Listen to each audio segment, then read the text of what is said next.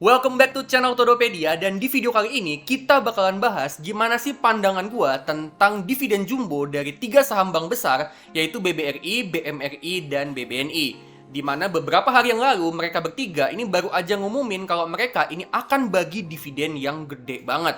Ya, kita bakalan bahas gimana pandangan gua tentang dividen jumbo ini, ya kedepannya gimana, dan gimana sih menurut gua potensi saham BBRI, BMRI, sama BBNI untuk kedepannya. Nah, itu semua kita bakalan bahas di video kali ini. Tapi sebelum kita mulai, seperti biasa, jangan lupa subscribe channel Todopedia dan jangan lupa juga tekan lonceng supaya kalian terus up to date sama channel ini. Jangan lupa juga untuk cek produk digital yang gue punya di link.id/todopedia, atau kalian juga bisa akses di channel page Todopedia di bagian tab store. Di situ gue punya banyak banget digital produk yang tentunya berguna buat investasi kalian. Dan jangan lupa juga untuk join membership Todopedia, di mana di sini kalian juga akan dapat banyak banget benefit, termasuk diantaranya itu ada stock pick terupdate ya. Jadi gue kasih bocoran untuk saham-saham terbaik untuk investasi versi Todopedia. Semua bocorannya gue kasih di program membership ini. Selain itu kalian juga akan dapat artikel premium, video eksklusif, template Excel, dan akan ada live Q&A khusus untuk para member. Ya, jadi itu adalah benefit membershipnya ya. Dan langsung aja yuk kita ke videonya.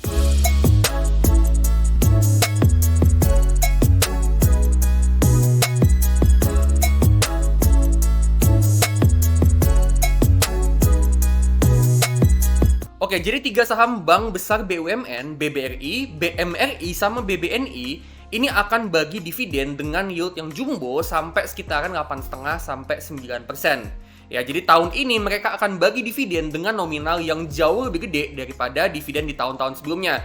Dan itu sesuai dengan prediksi gua di video yang ini. Ya. Nah, pertanyaannya adalah kenapa sih mereka itu mau bagi dividen yang jumbo? Nah, menurut gua ada 2 alasan utama ya kenapa mereka mau bagi dividen dengan yield yang gede. Yang pertama itu tentunya untuk kebutuhan pendanaan buat Danantara, teman-teman ya. Jadi Danantara ini kan perusahaan investasi yang mana ini akan jadi sovereign wealth fund untuk Indonesia, dan Danantara ini akan membawahi BBRI, BMRI, sama BBNI ya, beserta juga beberapa BUMN yang lain. Nah, dividennya yang gede dari BBRI, BMRI, sama BBNI itu akan jadi pendanaan tambahan untuk Danantara. Ya, di mana 3 bank ini memang jadi penyumbang dividen yang terbesar untuk negara. Ya, dan dividennya sekarang akan dialihkan ke Danantara. Ya, jadi dividen jumbo itu akan memperbesar dana untuk Danantara untuk dia bisa investasi di sektor-sektor strategis di ekonomi Indonesia. Contohnya kayak hilirisasi komoditas, renewable energy, AI, petrokimia, dan masih banyak lagi. Ya, jadi uang tambahan ini tentunya akan memperbesar dana untuk Danantara ini dia bisa investasi di sektor-sektor ekonomi, sektor-sektor strategis yang ada di ekonomi Indonesia untuk nantinya dalam jangka panjang ya dia bisa mendorong pertumbuhan ekonomi. Ya, jadi tentu kalau menurut gue pribadi ya, kenapa sih alasan yang pertama dan yang utama kenapa dia bagi dividen yang jumbo, 3 bank ini bagi dividen yang gede itu untuk jadi pendanaan untuk Danantara. Nah, tapi nggak cuma itu doang ya. Alasan yang kedua menurut gua itu adalah usaha pemerintah untuk nambah likuiditas dan extra buying power untuk para investor. Jadi sebenarnya 3 bank ini kenapa mereka bagi dividen yang jumbo, menurut gua ini adalah salah satu cara pemerintah ya untuk ngebantu adanya likuiditas dan juga ngebantuin buying power untuk para investor dan juga buying power untuk masyarakat. Dimana kita tahu sendiri belakangan ini daya beli masyarakat itu masih lemah. Nah, dengan adanya dividen jumbo, harapannya itu bisa ngebantu ya daya beli masyarakat itu bisa agak sedikit terbantu lah. Gitu ya. Jadi daya beli masyarakat itu bisa ditingkatkan sedikit, bisa ngebantu untuk bisa memperkuat daya beli ya supaya ekonomi itu bisa muter lagi, bisa jalan lagi, bisa bertumbuh lagi. Gitu ya. Selain itu juga tentunya itu akan jadi extra buying power untuk kita-kita para investor ya, supaya kita bisa reinvestasi ke saham lain atau mungkin ke 3 saham ini lagi gitu ya, diputerin lagi ke saham yang mana itu tentunya dengan kita reinvestasi itu akan jadi money inflow yang besar ke bursa. Gitu ya. Jadi di tengah belakangan ini asing itu banyak keluar gitu ya. Mungkin menurut gua ini adalah salah satu usaha pemerintah ya untuk bisa kasih likuiditas, bisa kasih buying power untuk investor, untuk masyarakat supaya itu nanti bisa mendorong adanya money inflow yang besar masuk ke dalam bursa. Kayak gitu. Jadi 2 alasan ini menurut gue ya kenapa 3 perbankan ini bagi dividen yang jumbo. Tapi dengan 3 saham bank ini bagi dividen yang jumbo, ini akan kasih dampak yang negatif. Nah, apa dampak negatifnya? Dampak negatifnya itu adalah bank itu jadinya cuma punya sedikit uang untuk investasi, untuk pertumbuhan bisnis. Ya, dengan laba bersihnya itu udah banyak dipakai untuk bagi dividen jumbo, plus juga 3 bank ini kan mau buyback ya. Nah, dengan dia bagi dividen yang jumbo, plus juga 3 bank ini mau buyback, ya BBRI, BMRI, sama BBNI ini akan punya lebih sedikit uang untuk investasi, untuk pertumbuhan bisnis.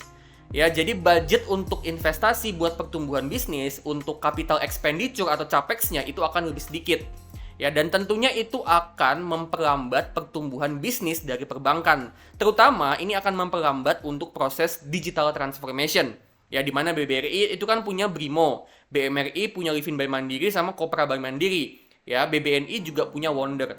Nah, sebenarnya digital banking ini kan sebenarnya bisa banget untuk ngebantuin pertumbuhan dari 3 bank ini. Ya, dan bahkan mungkin sumber pertumbuhan utamanya itu akan datang dari digital banking, dari digital transformation. Nah, dengan mereka nyisihin uang yang lebih sedikit untuk pengembangan bisnis, terutama untuk pengembangan digital banking, tentu itu berpotensi juga untuk memperlambat pertumbuhan dari 3 bank ini. Ya, jadi meskipun nanti teman-teman di bulan April nanti dapat dividen yang jumbo, tapi menurut gua kita mesti antisipasi kalau ke depannya bisa jadi memang pertumbuhan dari 3 bank ini akan sedikit lebih lambat. Nah, tapi meskipun 3 bank ini mereka jadinya punya uang yang lebih sedikit untuk investasi, untuk pertumbuhan bisnis, ya, tapi menurut gua di tahun 2025 ini akan ada 2 katalis positif untuk 3 saham bank ini. Yang pertama itu adalah penurunan suku bunga. Dengan suku bunga turun, itu akan mendorong pertumbuhan pendapatan dan labanya perbankan. Di mana dengan suku bunga turun, itu akan ngebuat bunga pinjaman itu jadinya turun. Yang mana itu akan mendorong pertumbuhan pinjaman dan juga akan memperkecil kredit macet atau NPL. Yang mana tentunya itu bagus untuk pertumbuhan pendapatan dan labanya bank, dan itu juga bisa membantu profitabilitas dari bank, di mana dengan kredit macet atau NPL-nya itu jadinya lebih kecil, itu juga akan ngurangin beban pencadangan. Ya, jadi untuk perbankan yang struggle sama beban pencadangan, terutama untuk BBRI, ya, dengan suku bunga ini diturunin, ini akan jadi katalis yang positif. Untuk BMRI sama BBNI ini juga cukup bagus, karena dengan kayak gitu, itu akan mendorong pertumbuhan dari pinjaman.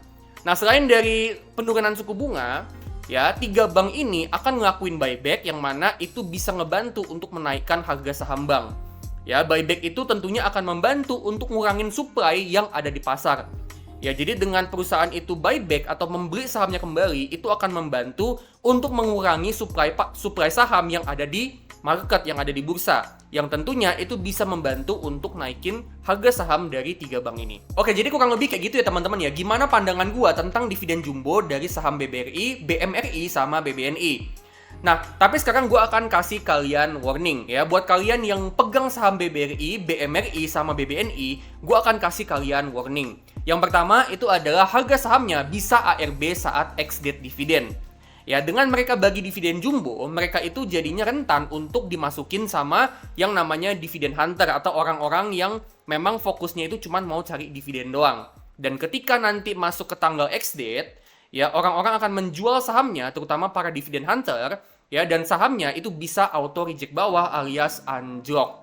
Ya, karena sahamnya dijual sama orang-orang yang cuma mau dapat dividen doang. Ya, jadi hati-hati teman-teman buat nanti teman-teman yang pegang 3 saham ini, buat nanti pas ex-date, ya, kalian siap-siap aja, kalian antisipasi aja kalau setelah cum-date masuk ke ex-date itu sahamnya bisa anjlok. Gitu ya. Nah, cuman kan ini sebenarnya peluang ya teman-teman ya, buat kalian yang memang fokusnya mau jangka panjang, justru ketika ex-date, ketika sahamnya itu jatuh, ya sahamnya itu longsor, itu bisa kalian manfaatin untuk beli di bawah, supaya kalian bisa dapat potensi keuntungan yang gede untuk jangka panjang. Gitu ya. Kalau misalnya nanti memang dia turun, itu kalian bisa manfaatin ya, jadi make sure ya mendekati cum-date ex-date, make sure kalian itu udah punya cash, supaya nanti kalau misalnya beneran ARB, beneran anjlok, kalian bisa beli di bawah, gitu ya. Dan untuk terkait dividen jumbo teman-teman ya, kan BBRI, BMRI, sama BBNI ini kan bagi dividen jumbo, itu salah satunya adalah untuk dia bisa mendanai Danantara. Nah, tapi kan kita nggak pernah tahu ya ke depannya itu bakalan gimana. Jadi menurut gua ya, ada baiknya kita antisipasi kalau dividen payout rasionya tahun ini itu gede banget, which is memang gede banget ya menurut gua tahun ini, ya kemungkinan itu tahun depan bisa turun. Karena balik lagi, yang namanya perbankan, yang namanya perusahaan itu butuh modal tambahan untuk investasi, untuk pertumbuhan bisnis. Jadi sangat-sangat possible, sangat-sangat mungkin untuk tahun depan, ya dividen dari 3 bank ini akan kembali dikurangin supaya bank itu punya lebih banyak dana untuk investasi, untuk pertumbuhan bisnis, atau kadang-kadang mereka juga nahan labanya, ya laba yang mereka cetak itu ditahan untuk nantinya bisa dipakai untuk pencadangan. Ya, yang namanya perbankan kan pasti ada namanya kredit macet atau non-performing loan. Nah, itu kadang-kadang mereka pakai juga untuk jadi pencadangan atau CKPN. Jadi, sangat mungkin ya teman-teman ya, untuk tahun depan itu dividennya itu akan dikurangin lagi. Kayak contoh misalnya BMRI. Ya, BMRI itu kan biasanya bagi dividen itu dengan payout ratio itu 60%. Tahun ini dia bagi dividen dengan payout ratio itu 78%, teman-teman. Ya, nah bisa jadi ya, bukan nggak mungkin tahun depan itu akan dibalikin lagi ke 60%. Gitu ya. BBNI juga sama. Ya biasanya mereka bagi dividen itu dengan payout ratio sekitaran 50-55%. Nah, tahun ini naik jadi 65%. Ya, nah bisa jadi tahun depan itu diturunin lagi jadi 50% lagi. Ya, jadi antisipasi teman-teman ya, kalau dividen payout rasionya itu tahun ini gede banget, ya jangan langsung seneng banget ya, tapi antisipasi kalau tahun depan itu bisa turun. Jadi overall menurut gue dengan BBRI, BMRI, sama BBNI ini bagi dividen jumbo, sebenarnya efeknya ini positif untuk pasar. Nah cuman memang ada beberapa warning, ada beberapa hal yang mesti kita waspadain, dimana ketika nanti ex-date, ya kemungkinan besar 3 saham ini harganya akan anjlok. Tapi itu kan juga bisa kita manfaatin untuk kita bisa beli di harga yang di bawah, harga yang lebih murah, untuk kita bisa dapat keuntungan yang lebih besar dalam jangka panjang. Dan juga untuk dividen yang akan dibagiin tahun ini, meskipun jumbo, tapi bisa jadi untuk tahun-tahun berikutnya, ya itu bisa jadi akan dikurangin lagi supaya ada duit untuk pertumbuhan bisnis. Nah, kalau menurut kalian gimana nih? Apakah dividen jumbo ini akan bagus untuk kedepannya, untuk 3 saham bank ini? Atau kalian masih punya pandangan yang negatif untuk 3 bank ini? Gimana sih prospeknya menurut kalian? Ya, kalau misalnya kalian punya opini lain, boleh banget kalian share di kolom komentar. Siapa tahu bisa jadi ilmu, bisa jadi insight buat gua dan juga buat penonton yang lain. Nah, kalau kalian suka sama video ini, jangan lupa klik like, bagiin video ini ke teman-teman kalian, dan jangan lupa untuk kasih super thanks ya, untuk bisa ngebuat channel ini makin bertumbuh dan gue makin semangat untuk bikin konten buat kalian. Disclaimer ya, ini bukan ajakan untuk jual maupun beli 3 saham ini, tapi ini cuman opini dan analisa gue aja. Jadi keputusan itu 100% di tangan kalian masing-masing. Oke, kalau gitu gue pamit dulu dan sampai ketemu di video selanjutnya.